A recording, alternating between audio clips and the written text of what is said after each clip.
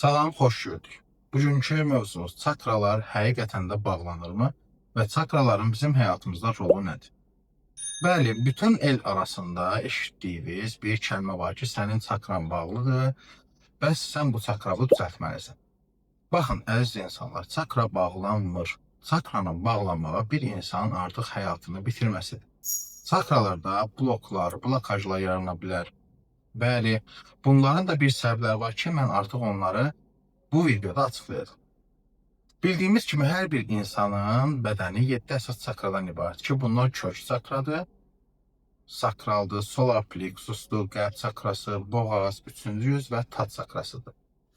Bu 7 əsas çakranın insan bədənində çox böyük bir təsiri var. Necə bir təsiri var? Ümumiyyətlə bizim qəlbimiz, yəni qəlb çakramız, o enerjini ki başlayır yaymağa, bu çakralar vasitəsilə hamısı ötürülür bizim aura bədənimizə. Ki aura bədəni haqqında da mən növbəti videolarda danışacağım. Hər bir çakranın öz funksiyası var. Necə funksiyalardır bunlar? Bəli, bu çakraların funksiyası enerjini daimi olaraq bədənə yaymaqdır, onu paylamaqdır. Və hər birində özünün qoruduğu orqanlar var ki, bunları artıq çoxunuz bilirsiniz. Çünki bu barədə videolar çoxdur, danışırlar çoxdur. Amma çakranın bağlanması anlayışı, fikri heç də doğru bir anlayış deyil. Bəli, məsələn, bir insan artıq özünü bu dünyaya aid hiss eləmirsə və yaxud da ki, maddiyatla bağlı bir dirəncləri varsa, blokajları varsa, bəli, bunun səbəbinə biz baxmalıyıq kök çakraya və yaxud da ki, solar plexus çakrasına baxılmalıdır. Və ən əsası, hamının yanlış bildiyi bir şeylər var. Nə var?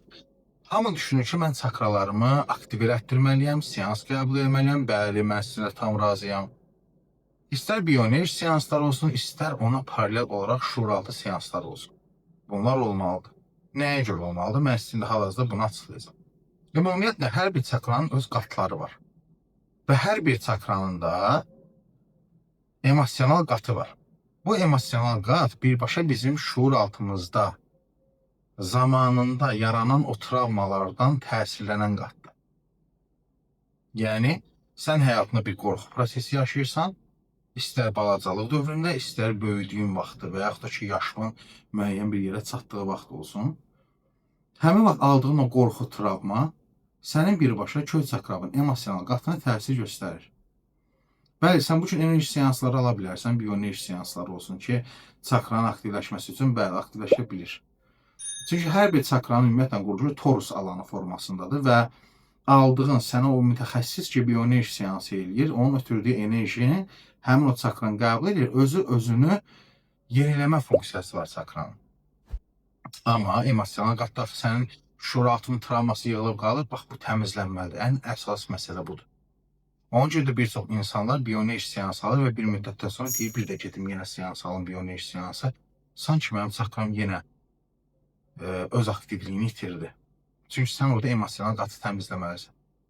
Və çakralarda problem olanda ən əsas nədir? İnsan bədənində yaranan xəstəliklər. Məsələn, kök çakrada problemi olan insanlar diz ağrılarına, oynaq ağrılarına, ayaq ağrılarına şikayətlənirlər. Məsələn, el arasında deyilən mədə çakrası, solar plexus. Bəli, bu çakrada müəyyən bir problemlər, bloklar yarananda mədəvizdə jolqa, mədədən narahatçılıq kimi problemlər üzə çıxır.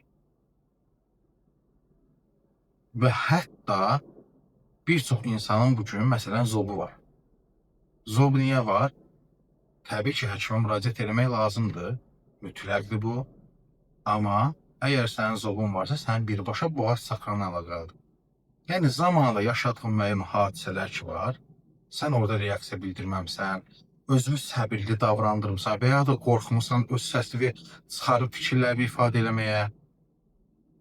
Və ona görə də həmin boğaz çakrasının emosional qatında artıq o hadisə yer alıb. Bu da sənin boğaz çakranı konkret olaraq zədələyib. Və bu gün boğaz çakrası öz fəaliyyətini tam yerinə yetirmədiyi üçün sənin artıq boğazında zob əmələ gəlib. Başqa biz yəni çakraları da nəzərdən keçirə bilərik. Təbii ki, ayrı-ayrı bu barədə danışmaq lazımdır. Amma sadəcə olaraq çakralarımızın birinci həyatımızda rolu çox böyükdür. İnsan sanki ətə bürünmüş bir enerjidir. Ətə bürünmüş bir ruhdur. Siz nə qədər ki, öz bədəninizin sizdən istədiyini bədənimizə verirsinizsə, bəli, ruhunuzun da istədiyini ona verməlisiniz.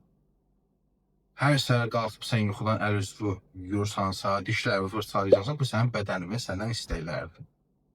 Amma sən baxmalısan, sənin ruhun səndən nə istəyir?